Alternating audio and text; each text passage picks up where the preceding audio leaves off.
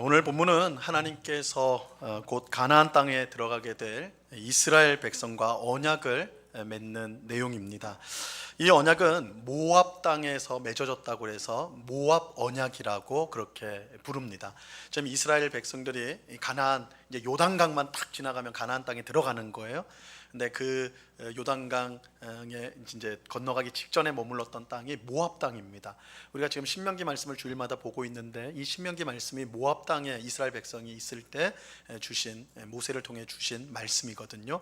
그래서 그 땅에서 언약을 맺었다 해서 모압 언약이라고 부르는 것입니다. 그런데 사실 이스라엘 백성은 모압 언약을 맺기 전에 이미 시내산에서 언약을 맺었죠. 하나님께서 이 모세를 애굽에 종살이하던 이스라엘 백성에게 보내셔서 그들을 구원해 내셨습니다. 근데 그들을 구원하시면서 곧바로 그들의 조상들에게 약속하신 가나안 땅으로 데려가지 않으셨어요. 그죠? 곧바로 가나안 땅으로 가지 않았습니다. 어디로 갔습니까? 시내산으로 갔어요. 시내산으로. 그래서 이스라엘 백성들이 출애굽한 다음에 제일 먼저 바로 간 곳은 가나안 땅이 아니라 시내산입니다. 시내산으로 데려가셨어요. 그럼 시내산에서 무엇을 하셨는가? 언약을 맺습니다. 하나님께서 이스라엘 백성과 언약을 맺어줘요. 자, 이 언약을 시내산에서 맺었다고 해서 시내산 언약이다 이렇게 부릅니다. 시내산 언약이라고 불러요. 하나님께서 이스라엘 백성을 가나안 땅으로 곧바로 인도하지 않고 이렇게 시내산으로 인도하여 언약을 맺은 데는 거기에는 이제 분명한 목적이 있었습니다. 그것은 하나님께서 이스라엘 백성을 애굽에서 왜 구원하셨는가, 왜 구원하셨는가를 분명하게 알려주기 위함이었습니다. 여러분, 구원의 목적이 무엇일까요? 구원의 목적, 하나님께서 왜 우리를 구원해 주셨을까요? 보통 이렇게 물으면 구원의 목적, 구원의 목표, 그러면 그거 천국 들어가는 거 아닙니까? 그렇게 보통은 생각할 거예요. 그죠? 천국이 구원의 목적이다. 이 틀린 대답은 아니에요. 하지만 이제 중요한 것이 이 대답에는 빠져 있습니다. 여러분, 천국은 누가 들어가는 곳입니까? 천국은 누가 들어가는 곳이에요? 아무나 막 다 들어갑니까? 원하는 사람 다 들어가는 곳이 천국이에요? 그렇지 않죠. 그렇지 않습니다. 천국은 아무나 들어갈 수 있는 곳이 아니에요. 그럼 누가 들어가는가? 요한계시록 21장 27절에 보면 이렇게 말씀합니다. 같이 읽습니다. 시작. 무엇이든지 속된 것이나 가증한 일 또는 거짓말하는 자는 결코 그리로 들어가지 못하되 오직 어린 양의 생명책에 기록된 자들만 들어가리라. 속된 것이나 가증한 일, 거짓말하는 자는 천국에 들어갈 수가 없어요. 그죠? 절대 그 사람들은 못 들어간다. 악한 자들은 못 들어간다는 거예요. 악한 자들은. 자, 그러면 악한 일을 한 사람은 못 들어간다면 그럼 착한 일을 한 사람은 천국에 들어갑니까? 착한 일을 한 사람은 천국에 들어갈 수 있나요? 그렇지 않죠. 그렇게 말씀하지도 않아요. 그럼 누가 천국에 들어가느냐? 오직 어린 양의 생명책에 기록된 자들만 들어간다 이렇게 말하고 있어요. 오직 어린 양의 생명책에 기록된 사람들만 들어가게 된다. 근데 여러분이 이제 요한계시록을 읽어보시면 이 어린 양이 누구를 가리키느냐? 예수님을 가리키는 말이에요. 그러니까 어린 양의 생명책이라는 것은 예수님의 생명책이란 뜻이고, 그럼 천국에 누가 들어가느냐? 예수님의 생명책에 기록된 사람만이 천국에 들어갈 수가 있습니다. 그러니까 그 사람들이 그럼 누구냐?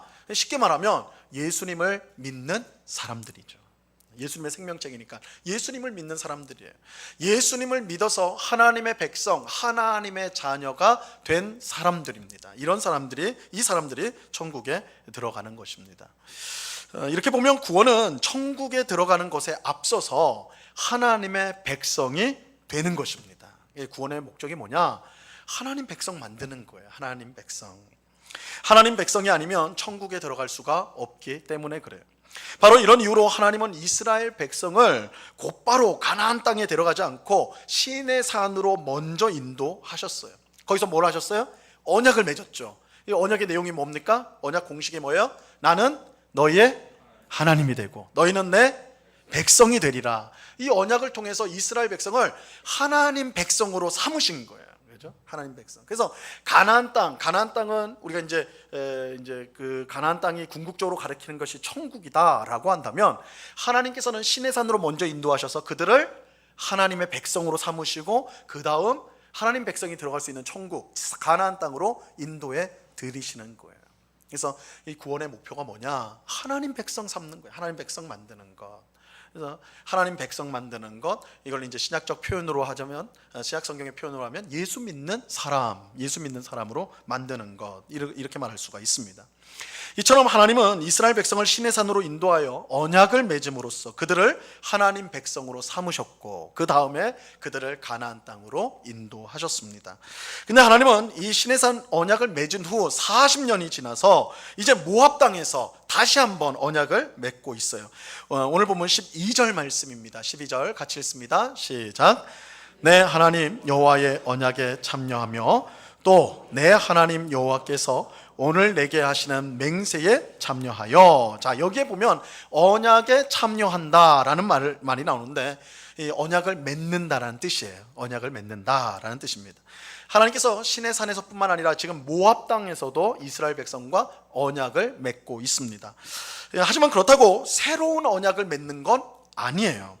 사실 시내산에서 맺은 언약과 지금 모압 땅에서 맺는 이 언약은 그 내용이 정확히 똑같습니다.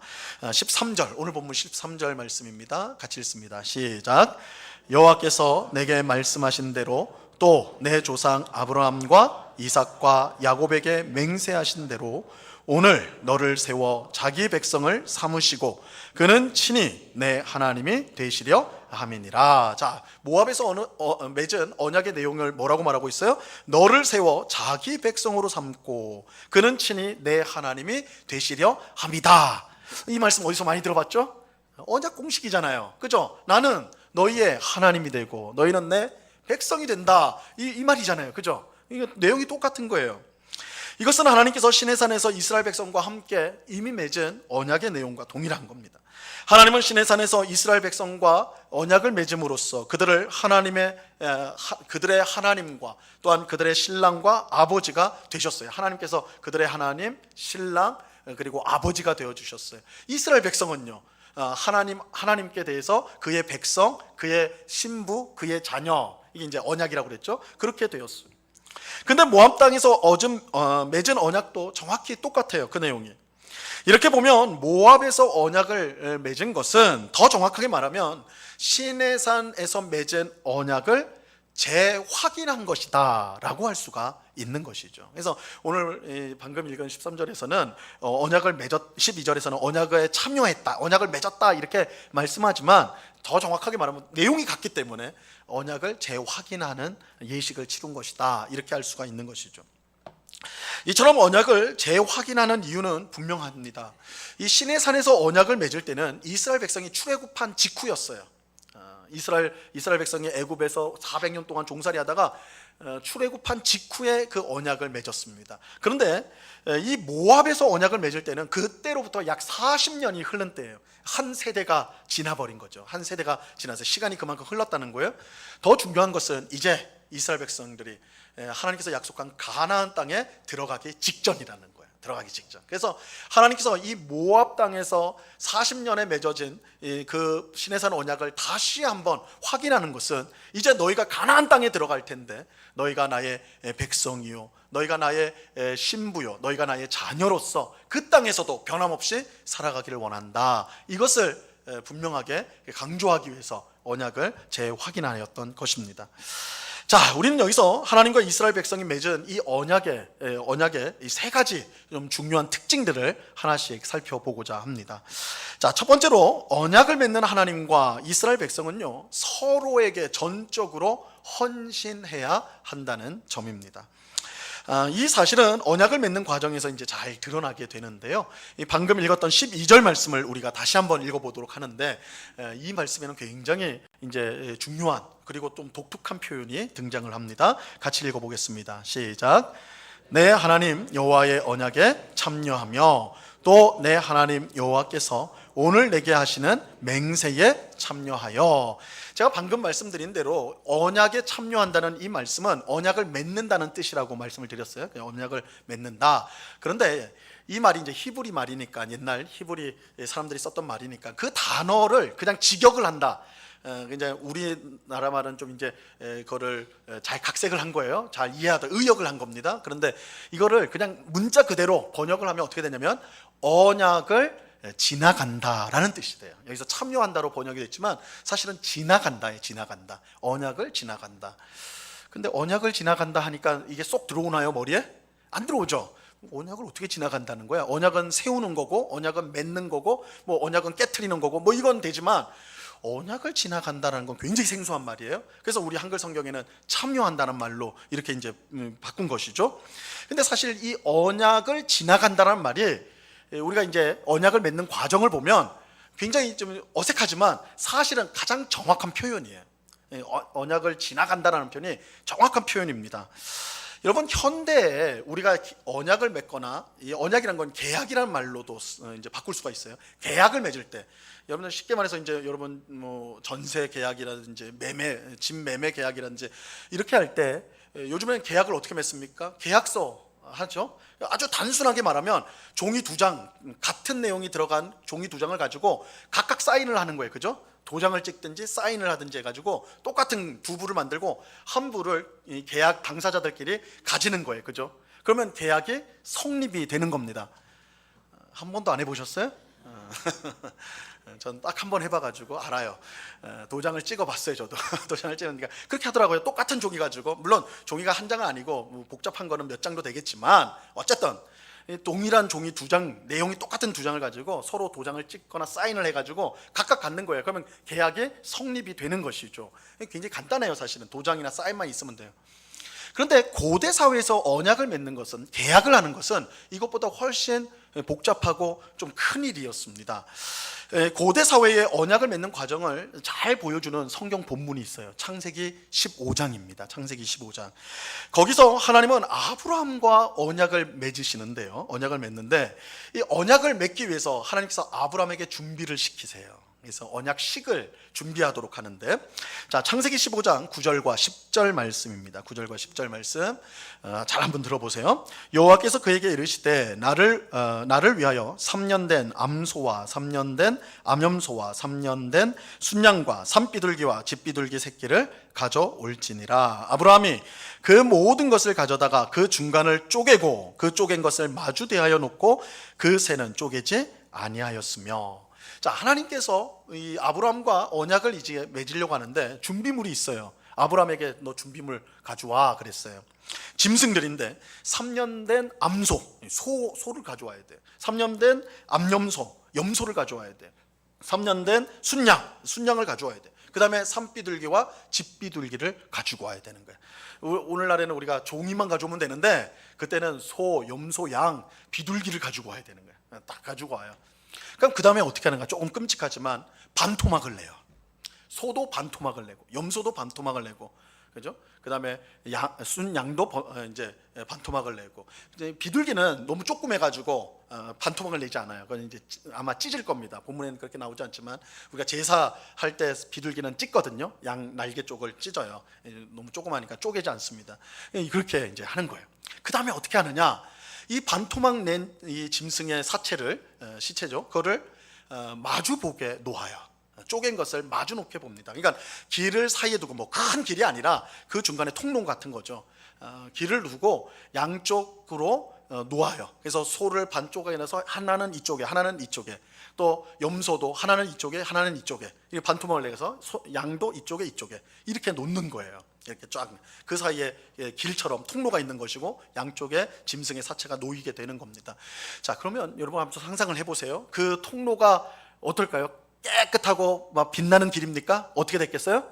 그 소가 쪼개진 그 몸에서 피가 쫙 스며 나오겠죠, 그죠? 흘러 나올 거예요. 그러니까 피 범벅이 된 길이 되겠죠. 피로 얼룩진 길이 될 것입니다. 자, 여기서의 핵심은 이거예요. 바로 그 길, 이 피로, 짐승의 피로 얼룩진 그 길을요, 언약을 맺는 당사자들이 함께 지나가는 겁니다. 그 사이를 지나가는 거예요. 이게 언약을 맺는 과정입니다. 우리 창세기 15장 17절 말씀 같이 한번 읽어봅니다. 시작. 해가 져서 어두울 때에 연기 나는 화로가 보이며 타는 횃불이 쪼갠 고기 사이로 어떻게 했다고요? 지나더니, 그죠? 지나갔다 그러죠. 지나갔다. 여기서 이제 하나님은 영이시기 때문에 우리와 같은 몸이 있지 않아요. 그래서 하나님이 우리 사람처럼 짠 나타나가지고 그렇게 하신 것이 아니라 여기는 타는 연기 나는 화로로 이제 나타나는 타는 횃불로 나타났었어요. 그래서 그 사이의 길로 어떻게 했다고요? 지나갔다. 이 지나가는 것이 뭐예요? 언약을 맺는 거예요. 그래서 오늘 본문에서 언약에 참여했다는 거가 원래 뭐라고요? 언약을 지나갔다. 이렇게 짐승 사이를 지나가기 때문에 그런 것입니다. 물론 원칙대로 하자면 하나님만 지나가면 안 되고 아브라함도 같이 지나가야 되죠. 언약의 대상자는 둘이 같이 맺는 거니까. 그런데 창세기 15장에서는 하나님만 지나가 버렸어요. 이건 무슨 뜻이에요? 이건 좀 특별한 의미가 있는 거예요. 뭐예요? 하나님께서 아브라함에게 내가 지금 너랑 언약을 맺는데 나만 지나간다. 이거는 난 절대로 이 언약을 깨트리지 않을 것이다. 내가 반드시 이 언약 지킨다. 이걸 강조하기 위해서 이 언약의 주도하는 자가 누구냐? 나다라는 걸 보이기 위해서 하나님은 홀로 지나가셨던 거예요. 근데 원칙적으로는 같이 지나가야 되는 것이죠. 그런데 우리가 언약을 세우면, 계약을 하면 그 계약이 정상적으로 잘 지켜나가면 문제가 없지만 깨지는 경우가 있죠. 그죠? 여러분이 집 매매를 했다고 하는데 돈을 더 주는 사람이 생겼어요. 그러면 어떻게 해요? 돈을 더 받을 수 있다면, 신의를 생각해서 그러면 안 하겠지만 엄청나게 큰 돈을 준대요. 그러면 이거 계약금을 물어주고라도 하면 이익이야. 그럼 그럴 수 있겠죠. 그럼 그 계약을 깨트릴 수가 있을 겁니다. 그죠? 근데 그 계약을 깨트리면 조항이 있죠. 항상 계약을 깨트리면 어떻게 된다고요? 깨는 쪽이 뭐 이제 계약금을 못 받는다든지 아니면 벌금을 더 낸다든지 하는 그 조약을 넣을 겁니다. 그죠? 여기서도 마찬가지예요. 하나님 고대 사회에서도 이렇게 짐승을 쪼개놓고 그 길을 언약의 당사자들이 지나갔는데, 이거는 뭘 의미하냐면, 만약에 이 두 사람 중에 언약을 깨트리는 사람이 있다면, 언약을 깨트리는 사람이 혹 있을 수 있잖아요. 깨트린 사람이 있다면 어떻게 된다고요? 이 쪼개진 짐승처럼 된다는 거예요. 이 쪼개진 반으로 반토막이 난 짐승처럼 될 것이다. 굉장히 무시무시한 내용이죠. 무시무시한 내용. 그러니까 여러분, 하나님께서요 아브라함과 언약을 맺으면서 홀로 그 사이를 지나가셨어요. 그게 무슨 의미예요? 하나님께서 이 언약을, 만약에 내가 이 언약을 깨트린다면, 아브라함아 내가 너와 언약을 맺었는데 그 언약을 내가 만약에 깨트린다면 하나님은 어떻게 하겠다는 거예요? 저 쪼개진 짐승처럼 되겠다라는 거죠. 뭐 쉽게 말하면 내가 죽겠다라는 거예요. 이거 굉장히 무시무시한 내용이에요. 하나님이 언약을 세워놓고는 내가 그거 깨트리면 난 죽을 거야, 이렇게 말하고 있는 거예요. 물론 하나님은 신이기 때문에 죽을 수 없어요. 그러니까 하나님이 죽는 건 말이 안 되니까. 그건 무슨 뜻이에요? 반드시 지키겠다라는 거예요. 그러니까 목숨 걸고 지키겠다라고 할 때 하나님은 죽지 않으시니까, 그러니까 자신의 존재를 걸고 내가 이 언약을 반드시 지키겠다라고 하시는 거예요. 자, 다시 오늘 신명기 본문으로 돌아오게 되면요, 하나님께서 이스라엘 백성과 언약을 맺어요. 나는 너희의 하나님이 되고 너희는 내 백성이 되리라. 그죠? 무슨 뜻이에요? 내가 너희의 하나님이 될 것인데 그 책임, 내가 너희의 하나님으로서의 책임을 나는 결단코 버리지 않을 것이다. 그 책임을 내가 반드시 끝까지 지킬 것이다. 뭘 걸고? 내 목숨을 걸고. 이 언약이 이런 내용이에요. 그러니까 하나님께서 나는 너희의 하나님이 되고 하는 게, 이게 예쁜 말로 야 이제부터 내가 너희 하나님이야, 너야 내 하나님이라고 불러, 이 정도가 아니에요. 내가 그거 반드시 지킬 거야. 난 너희의 하나님으로서 내가 하나님의 역할을 내가 반드시 지킬 거야. 거기에 내 목숨을 걸었어. 이것이 바로 언약의 내용이 되는 것이에요. 여러분, 이것이 얼마나 충격적이고 또한 한편으로는 위대한 사랑과 은혜입니까? 여러분, 하나님께서 무엇이 부족해서 자신의 목숨을 걸고 자기 백성과 언약을 맺습니까? 하나님 앞에서 우리가 얼마나 귀한 존재이길래 자신의 목숨을 걸고 하나님께서 언약을 맺으실까요? 사실 하나님은 이런 언약을 맺을 필요가 전혀 없으시죠. 왜요? 하나님은 완전한 분이세요. 부족함이 없는 분이에요. 굳이 우리와 언약을 맺을 필요가 없는 분입니다. 더욱이 우리는 하나님 앞에서 그렇게 귀한 존재가 아닙니다. 그건 우리 자신이 잘 알잖아요. 우리가 어떻게 살아가고 있습니까? 어떤 삶을, 지난 한 주만 해도 어떤 삶을 살았나요? 정말 하나님 보시기에 정말 여러분 귀한 존재라고 그렇게 인정받을 만한 삶을 사셨나요? 없을걸요? 그렇게 자신할 수 있는 사람이 있습니까? 우리가 하나님 앞에 귀한 존재는커녕 하나님 앞에서 골칫덩어리죠. 악한 존재입니다. 하지만 하나님은 그런 우리를 위해 기꺼이 자기 목숨을 거는 언약을 맺으시는 거예요. 우리의 하나님이 되어 그 책임을 다하시겠다라고, 그 책임을 절대 버리지 않겠다라고 자신의 목숨을 걸고 약속을 하시는 거예요. 언약은 하나님께서 자기 목숨을 걸고 하시는 헌신이에요. 헌신. 그렇다면 여러분, 하나님께서 이 언약을 깨트리실 수가 있을까요? 하나님께서 이 언약을 버릴 수가 있을까요? 절대 그럴 수 없어요. 하나님은 절대 언약을 깨트리지 않습니다. 하나님은 우리의 하나님으로서 그 책임, 우리의 하나님이 되신 그 책임을 끝까지 다하여 주실 것입니다. 절대 변함이 없을 거예요. 그리고 바로 여기에 우리 성도의 확신과 소망이 있는 것입니다. 우리는 연약하여 늘 넘어지지만 언약의 하나님께서 변함없이 우리 곁에 계셔서 우리를 붙잡아 주시고 사랑하여 주시고 우리를 인도해 주십니다. 여러분, 이 하나님의 사랑은요 변함이 없습니다. 하나님의 은혜는요 다함이 없어요. 하나님의 용서는 끝이 없습니다. 우리가 그걸 어떻게 확신할 수 있습니까? 언약 때문이에요. 언약. 하나님께서 우리와 언약을 맺어주셨기 때문에 하나님은 그 언약을 절대 배반하지 않으세요. 그 언약을 스스로 먼저 깨트리는 법이 없어요. 그렇기 때문에 우리는 하나님의 사랑과 은혜와 용서를 확신할 수가 있는 거예요. 하나님 자신의 책임을 절대로 버리는 법이 없기 때문에 그래요. 이 언약의 하나님을 믿으시는 우리 모두가 되기를 바랍니다. 이 언약 때문에 우리가 하나님 앞에 서게 되는 거예요. 우리가 얼마나 하나님 앞에 잘 살아서 이렇게 하나님 앞에 나와가지고 예배합니까? 하나님, 저 진짜 잘 살았으니까 오늘 예배까지 드리니까 복 좀 주세요. 이렇게 말할 자격이 있는 사람이 있습니까? 우리가 자리에 앉으면 제일 먼저 나오는 기도가 뭐예요? 회개 아니에요. 하나님 앞에 못 산 것만 떠오르는 게 우리 아닙니까? 그렇게 연약하고 부족한 우리예요. 하나님 앞에 벌받아 마땅한 것이 우리예요. 그럼에도 불구하고 이 자리에 담대히 나와가지고 하나님의 은혜를 구하고 사랑을 구하고 복을 구할 수 있는 이유가 뭐예요? 하나님께서 언약을 통해 우리의 하나님으로서의 책임을 끝까지 다하실 것을 우리가 믿기 때문이에요. 그 언약 때문이에요. 언약 때문에.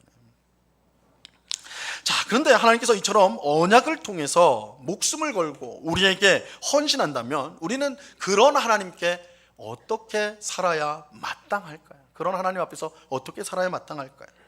우리도 하나님의 백성으로 그 책임을 다해야 마땅할 것입니다. 사실은 우리가 하나님과 언약을 맺을 때 같이 걸어가는 거예요. 같이 걸어. 물론 하나님이 주도권을 갖고 계시지만 그 피가 나는 그 길을 걸어가는 거예요. 우리 신약 성도, 예수님을 믿는 우리 성도들은 사실 짐승의 사체 그 사이를 지나가는 것이 아니죠. 우리는 어디를 지나갑니까? 십자가에서 쪼개지신 예수님의 몸 그 사이로 하나님과 함께 지나가는 사람들이에요. 그게 새 언약이에요, 새 언약. 그죠? 그러므로 우리가 그 놀라운 언약적 사랑을 받는 우리가 우리가 언약을 잊어버리고 하나님 말씀에 불순종하고 내 마음대로 내 고집대로 세상에서 살아간다면 얼마나 하나님 앞에서 잘못된 모습이냐 말이죠. 불충하는 모습이냐 말이죠. 그런 사람에게 주어질 저주와 벌은 절대 작지 않을 것입니다. 우리는 이러한 사실을 기억하고 하나님께서 우리에게 헌신한 것처럼 또한 하나님께 헌신을 드려야 마땅한 것입니다. 하나님께서 이 언약을 통해서 변함없이 자신의 역할을 책임을 하시겠다. 우리가 그것을 의지하면서 부족하지만 늘 주님 앞에 나오고 또한 그 언약에 충실한 삶을 살겠다고 다짐하는 것, 그것이 우리의 모습이어야 하는 것입니다. 자, 두 번째로 하나님의 언약은 차별이 없다는 점입니다. 오늘 본문 10절과 11절에 보면요, 하나님과 언약을 맺는 사람들이 누구인지에 대해서 구체적으로 말해주고 있습니다. 자, 이 말씀 같이 읽어봅니다. 시작.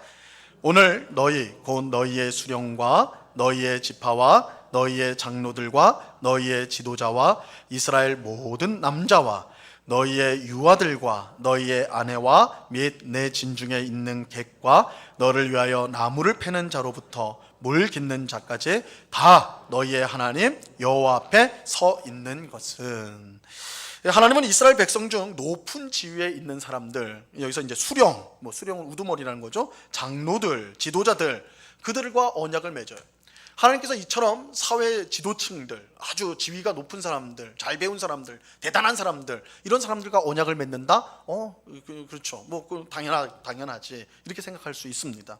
하지만 하나님은 그런 높은 지위에 있는 사람들과만 언약을 맺지 않으셨어요. 이어지는 말씀에서 누구와 언약을 맺습니까? 하나님은 모든 남자와 모든 유아들, 모든 여자, 심지어 이스라엘 백성과 함께 사는 나그네들, 그죠? 나그네들, 그리고 가장 하찮은 일을 하는 나무를 패는 자들, 물을 깃는 자들과 함께 언약을 맺습니다. 그러니까 하나님의 언약이라는 것이 높은, 지위가 높은, 잘 배운 많은 부자들, 그들과 맺은 것이 아니에요. 그들만과만 맺은 것이 아니에요. 사실은 그 사회의 모든 사람들, 가장 지위가 낮은 나그네와 같은 사람들까지도, 노예와 같은 사람들까지도 다 언약 속에 들어와 있다는 거예요. 여러분, 이것은 하나님의 백성과 그 백성이 사는 천국이 남녀노소와 귀천을 구별하지 않는다는 사실을 분명하게 보여주는 것입니다. 하나님 백성 사이에는 차별이 있어서는 안 됩니다. 여러분, 하나님 백성, 우리 사이에는요, 차별이 있어서는 안 됩니다. 왜냐하면 하나님께서 우리를 차별하여 대하지 않기 때문입니다. 만약 우리가 사람을 차별한다면 그것은 하나님 앞에서 죄를 짓는 것입니다. 야고보서 2장 9절에 이렇게 나옵니다. 같이 읽습니다. 시작. 만일 너희가 사람을 차별하여 대하면 죄를 짓는 것이니 율법이 너희를 범법자로 정죄하리라. 사람을 차별하는 게 죄입니다. 왜 그렇습니까?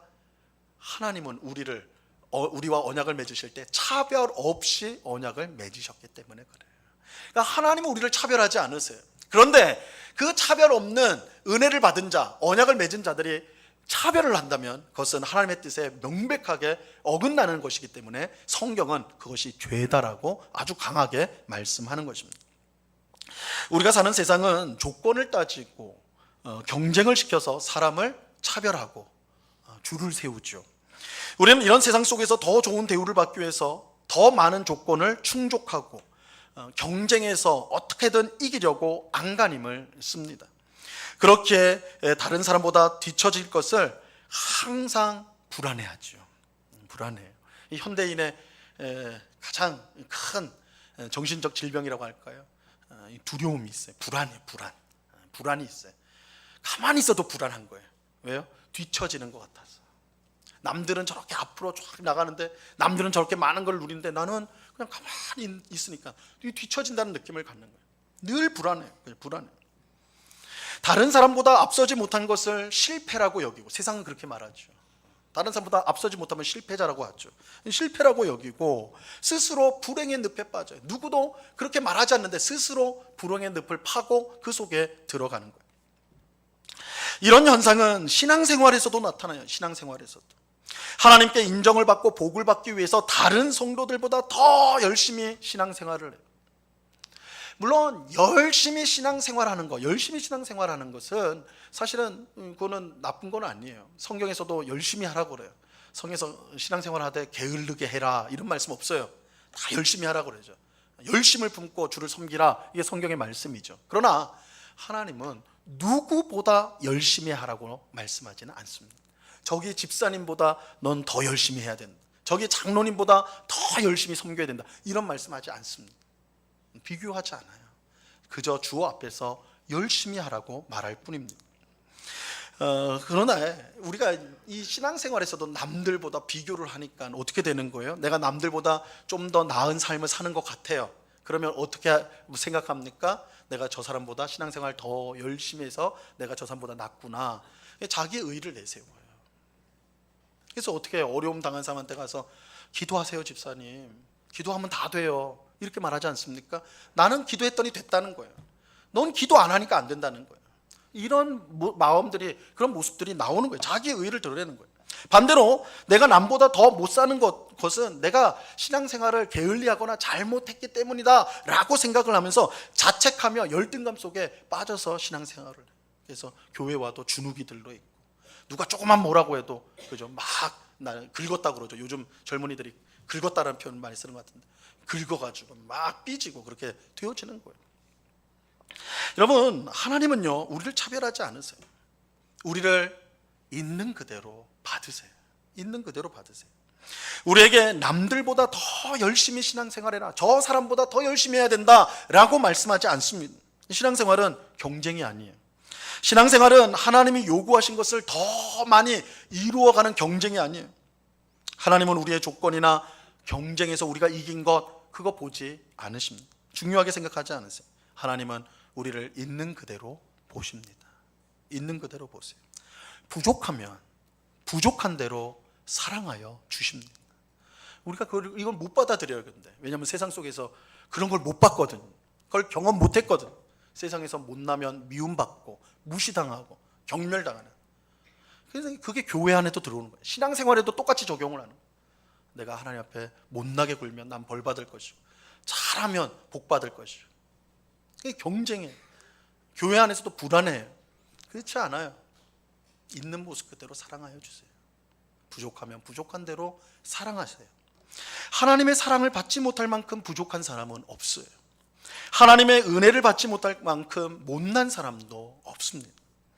하나님은 우리를 차별하지 않으십니다. 언약을 통해서 우리가 분명히 보셔야 돼요. 하나님은 잘난 사람들하고만 언약을 맺지 않았어요. 정말 그 이스라엘 사회 속에서 나그네들, 보잘것없는 사람들, 하찮은 일을 하는 사람들 상관없어요. 하나님은 그들과 똑같이 언약을 맺으셨어요. 차별하지 않으시는 하나님이세요. 이러한 사실을 우리가 기억하고 있는 모습 그대로 사랑하시는 하나님 앞에 늘 기쁨과 감사함으로 나오는 우리 모두가 될 수 있기를 바랍니다. 하나님 앞에서 우리는 자기 의를 내세워서는 안 됩니다. 자책과 열등감을 가져서도 안 됩니다. 우리를 있는 그대로 받으시고 사랑하시는 하나님 앞에 겸손히 나아가서 우리는 은혜와 사랑을 구해야 하는 것입니다. 그럴 때 차별로 물든 세상 속에서도 우리는 참된 행복과 기쁨을 누릴 수 있게 되는 것입니다. 자, 세 번째, 언약은 언제나 변함이 없다는 점입니다. 언제나 변함이 없다. 자, 오늘 본문 14절과 15절을 보시기 바랍니다. 같이 읽습니다. 시작. 내가 이 언약과 맹세를 너희에게만 세우는 것이 아니라 오늘 우리 하나님 여호와 앞에서 우리와 함께 여기 서 있는 자와 오늘 우리와 함께 여기 있지 아니한 자에게까지이니. 오늘 설교 본문인 10절과 10절에서 15절을 볼 때 반복되는 중요한 단어가 하나 나와요. 여러분 또 읽어보면 이 단어가 딱 두드러지는데 그게 뭐예요? 오늘이란 단어예요. 오늘. 우리 설교 제목이기도 하죠. 오늘. 이 오늘이란 단어가 계속 반복되는데 10절, 12절, 13절에 오늘이란 단어가 나오고 15절에는 오늘이란 단어가 두 번이나 등장을 합니다. 이건 뭘 말하느냐? 하나님의 언약은요, 그저 과거의 일이 아닙니다. 과거의 일이 아니에요. 언제나 오늘이에요. 언제나 오늘. 이 40년 전 시내산에서 언약을 맺었지만 하나님은 오늘 모압에서 다시 언약을 맺어요. 재확인하는 것이죠. 이것은 언약이 그저 과거에 지나간 사건이 아니라 오늘 하나님과 우리를 엮고 있는 관계, 하나님과의 생생한 관계라는 것을 알려주기 위함입니다. 자, 그렇게 방금 읽은 14절, 15절에서 하나님은요, 이 언약과 맹세를 너희에게만 세운 것이 아니다 라고 하면서 뭐라고 하냐면 오늘 우리와 함께 여기 있지 아니한 자에게까지다 라고 말씀을 해요. 즉 오늘 함께 있지 않은 후손들, 아직 태어나지도 않은 후손들까지 언약이 언제나 변함이 없다는 것을 알려주는 것입니다. 하나님의 언약은 고대에 살았던 이스라엘 백성만의 것이 아니에요. 그렇다고 예수님의 제자들의 것만도 아닙니다. 초대교회 성도들만의 것도 아니고요, 종교개혁자들의 것만도 아니에요. 그들과 언약을 맺은 하나님께서 오늘을 살아가는 우리와도 동일하게 언약을 맺어 주셨습니다. 하나님의 언약은 언제나 오늘이에요. 그러므로 우리는 이스라엘 백성이 하나님과 맺은 언약을 따라 살았듯이 예수님의 제자들과 초대교회 성도들, 종교개혁자들이 그 언약에 충실하게 살았듯이 오늘 우리도 하나님의 언약에 순종하며 살아야 하는 것입니다. 그래서 우리가 신명기를 보는 것은 옛날 고대 이스라엘 사회에서 하나님께서 그 이스라엘 백성과 언약을 맺었구나, 이걸 배우기 위함이 아니에요. 그들과 맺은 언약이 오늘 하나님과 우리가 맺은 언약과 동일한 것이구나. 하나님은 오늘도 여전히 나는 너희의 하나님이고 너희는 내 백성이라고 우리에게 말씀하십니다. 그렇기에 고대 이스라엘 백성들이 그 언약에 충실한 삶을 살아야 했던 것과 마찬가지로 오늘 우리도 그 언약에 충실한 삶을 살아야 한다는 것입니다.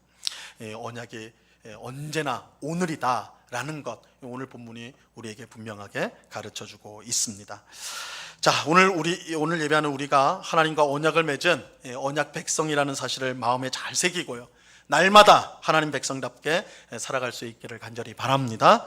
하나님께서 자신의 목숨을 걸고 우리의 하나님으로서 책임을 다하신다는 것을 기억하고 그 하나님을 소망으로 삼고, 그죠? 그 하나님을 소망으로 삼고 신앙생활을 하는 우리가 되어야 할 것입니다.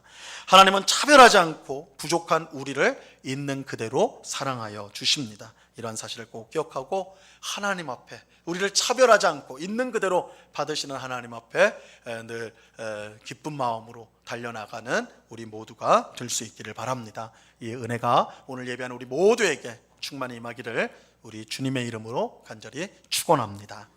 기도하겠습니다. 하나님 아버지, 감사합니다.